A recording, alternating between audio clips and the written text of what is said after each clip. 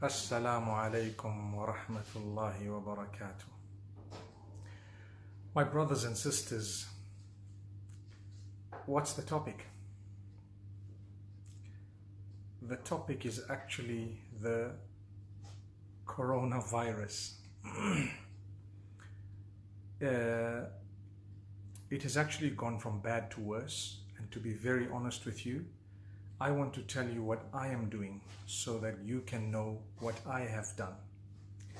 Number one, I felt a slight scratch in my throat, and I decided not to go to Salatul Jumu'ah.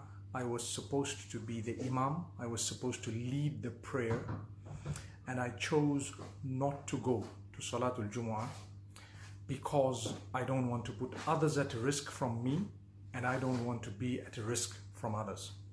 So that was number one. And like I told you, I do have a slight scratch in my throat. I'm still dealing with it, alhamdulillah. I had traveled, and when I came back from my journey from Australia, which was already a week back, almost, just under a week, I think it's been 6 days, I stayed away from my loved ones simply because I didn't want to put their lives at risk. So what I did is I did not greet my mom or dad who are in their 80s.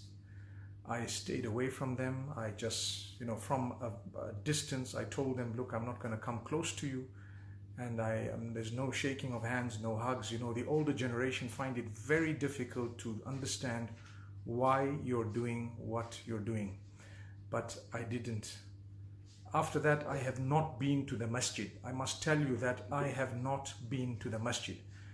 And I practice what I preach. I've just learned that the situation is across the globe is far worse. Notice my tajweed. There is a mad. The mad lazim has sitta harakat, meaning 6 letters. It is far worse than we initially thought it was. I've witnessed many countries, and it's just spiraling, and people are not taking it seriously. So I'd like to be a person who goes down in history from among the Muslims, who very strongly told the Muslimin not to go to the masjid. I'm not talking about closing or not closing the masjid, because I've already said my opinion in that regard. I believe that it's not an issue of closing. It's just suspending the congregational prayers within the masjid for a while, and those congregational prayers can continue in the house, in the home. I have been home. I have come out only for necessity. That's what I believe. I haven't come out of my motor vehicle when I've been places. And now I'm in my home, I'm in my yard, and that's it. I have, you can call it what you want, self-quarantine. I'm in a country where the first case was only discovered yesterday, was confirmed yesterday, but I believe that there are so many people with the symptoms. And I do think that, we're going to lose a lot of a generation. Perhaps many of our loved ones. May Allah make it easy for us. It's very difficult for me to say this. I think we're going to lose a lot of our loved ones before Ramadan. I have a feeling the whole world is going to change completely, totally. We're going to have to embrace this whole new way of looking at things. I think a lot of the scholars who are not being hard enough are making a big mistake. I think so. I'd like to go down on record for that, because we'll only know what I'm saying in about 4 weeks from now. I think the burial committees of the Muslims need to start preparing very, very drastically for hundreds of people, and I think we're going to need to do that. I'm giving you my thoughts based on sound knowledge. When I say sound knowledge, I mean I've been reading very, very much. I've had sleepless nights reading, checking, verifying, speaking to some of my friends who have coronavirus, COVID-19. I'm speaking to some of them. I'm not scaring you. I think the older generation who really are desperate to go to the mosques are the first ones who should be fulfilling their prayers at home. They are high risk. I think keep your children at home. Don't go to congregational prayers. Whether the masjid is open or not is a separate point. I don't want to argue with those scholars, but I'd like them to know my opinion, because I think they will really consider what I've said, you know, within the books of history in a short space of time. I also think that this is a very, very serious thing, and it's no use to say if you have symptoms. I think I'm finding that to be quite foolish. I'm finding that to be quite foolish, because there are no symptoms. There are no symptoms. The symptoms come about when it's too late. Remember this. The symptoms come about when it's too late. I want to tell you, my brothers and sisters, stay at home. Don't go out without necessity. Wash your hands often. Put on your mask if you have one when you're going out. Put on your, you know, something that covers your eyes. It actually enters through the eyes, the nose, and the mouth. I may be affected. I have a very, very slight doubt. But you know what? I want to make you guys laugh. When, like, I have a problem. What's the problem? If you say don't touch your face, it starts itching here. It starts itching down there. I feel like scratching. My nose starts itching. I don't know if it happens to you guys.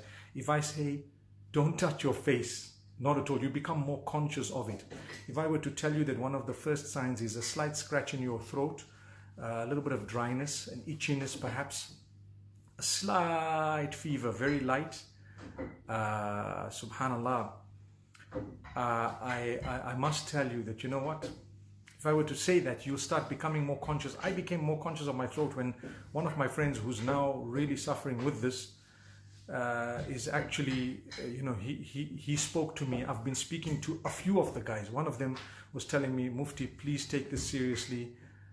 Please, you know, understand, you have to say this to the whole world.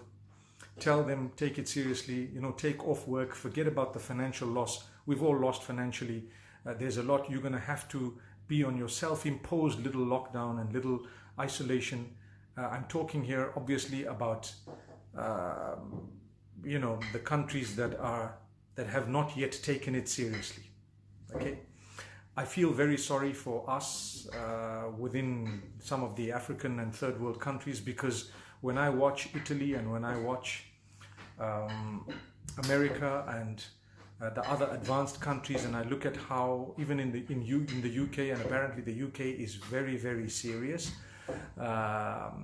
I sit and think these are first world countries who are saying we cannot cope. I really don't want to see 2-3 weeks from now when the third world countries forget about not being able to cope, but it's going to be worse than we can imagine. Like I said, the burial committees, please start making arrangements for many more deaths than you actually think. And I'm not being a prophet of doom, I'm just letting you guys know.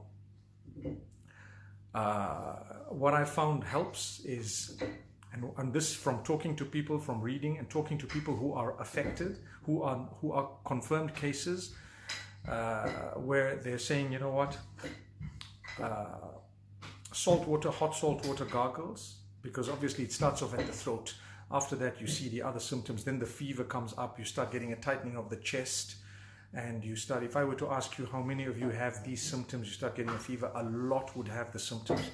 I thought, let me just speak to you guys. Somebody saying, be careful to me. I'm asking you guys to be careful. Really, take it seriously. Your older people, just impose a curfew on them. Forget about what they say. You know, sitting and watching Wuhan and how in some parts of China, initially they had to force the guys off and make sure that they told them, listen, you're not moving. And that's when it helped. So I just take it seriously.